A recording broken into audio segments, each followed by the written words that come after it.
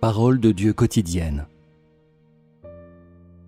Les paroles et le travail de Jésus, à l'époque, ne tenaient pas à la doctrine, et il n'a pas réalisé son travail en accord avec le travail de la loi de l'Ancien Testament.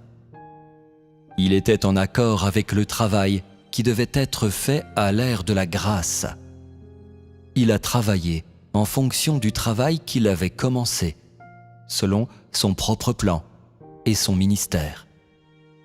Il n'a pas travaillé conformément à la loi de l'Ancien Testament. Rien de ce qu'il a fait n'était selon la loi de l'Ancien Testament, et il n'était pas venu travailler pour accomplir les paroles des prophètes.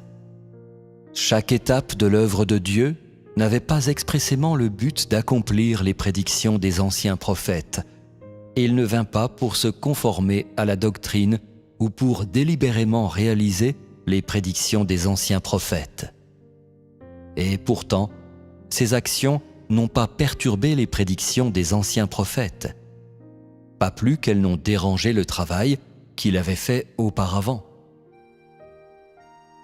Le point saillant de son travail n'était pas de respecter la doctrine, mais de faire le travail qu'il devait faire lui-même. Il n'était pas un prophète ou un voyant, mais un Dieu pratique qui était réellement venu faire le travail qu'il devait faire. Et il est venu ouvrir sa nouvelle ère et réaliser son nouveau travail. Bien sûr, quand Jésus est venu faire son travail, il a également accompli plusieurs des paroles prononcées par les anciens prophètes de l'Ancien Testament. Pareillement, le travail d'aujourd'hui a accompli les prédictions des anciens prophètes de l'Ancien Testament. Tout simplement, je n'affiche pas ce vieil almanach jauni, c'est tout.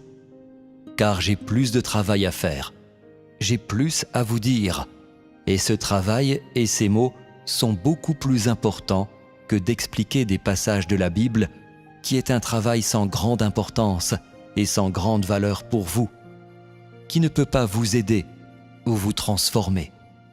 Je compte faire un nouveau travail, non pour accomplir un passage de la Bible.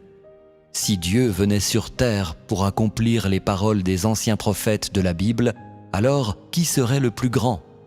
Dieu incarné ou ses anciens prophètes?